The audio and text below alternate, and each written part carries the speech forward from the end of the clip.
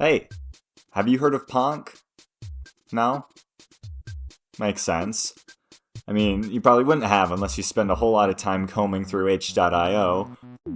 Or you're like me and you spend even more time scrolling through the Cave Story forum site, which, although it is a forum primarily based around Cave Story, actually has some semi-frequent posts about other projects being worked on, such as Ponq, which is a lovely and creative new little roguelike, bullet hell, breakout-inspired demo. Right now all it is a demo, but it's a ton of fun and it's something worth checking out.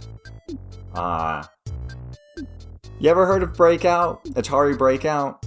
Well, take that and imagine that it is instead a sphere. Kind of like the Breakout game that they used to have on the iPod. Now, instead of making it just about hitting bricks, throw in a bunch of little imps, crows, scarecrows, actual angels, living swords. And now the goal is, instead of busting up a couple of bricks, the goal is, sounds easy enough, right? Well, the catch is that as much as you're trying to destroy the little critters are also trying to destroy you, which is where the bullet hell descriptor comes in. As your paddle, which is your primary mode of attack via launching that little ball around, is also susceptible to damage. The yellow paddle parts of it are okay, but you got a soft little fleshy interior, and if any of those red bullets catch you right there, well, that hurts. Luckily, damage regenerates pretty quickly, and so you're only in trouble if you're taking a lot of hits really fast. Your paddle moves kinda slow, and so it requires a decent amount of planning ahead. The game, in general, feels pretty slow, just with how slow the ball rolls and how slow your paddle moves, until all of a sudden, it is way too fast. And it's not because the speed of the paddle or the ball changes, it's just because all of a sudden there's so much happening at once, and you don't have as much time to make those quick decisions of, oh, do I sacrifice a ball, or do I eat the hit? Then of course, there's the roguelike aspect of the game. But I'm putting roguelike in quotations, as I feel most roguelikes involve some sort of aspect of growth through death, growth through game over.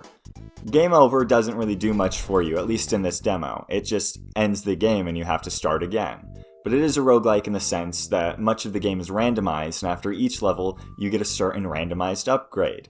Well, you get a choice from a few of them, and some of them are really good, and some of them are alright.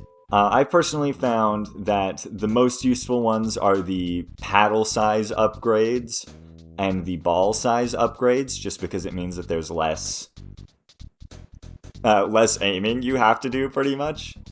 But there's some other ones that sound really cool that I'm hoping get some big buffs and upgrades in future updates, if there are any future updates. Vitor, I'm hoping, I'm praying, man.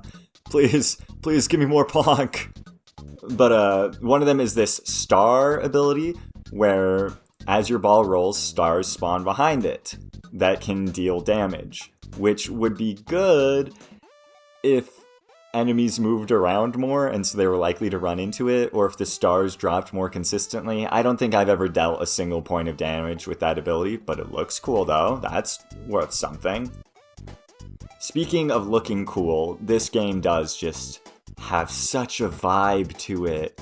It's so cosmic, it's so ethereal, and it is so cute.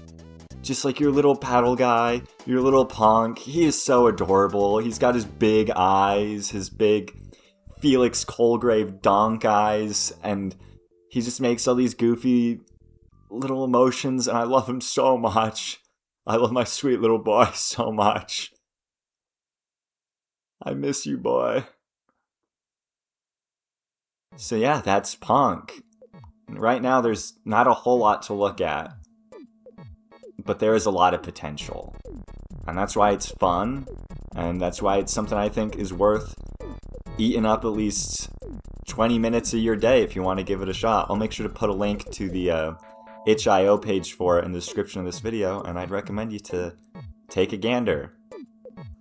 What's the worst that could happen?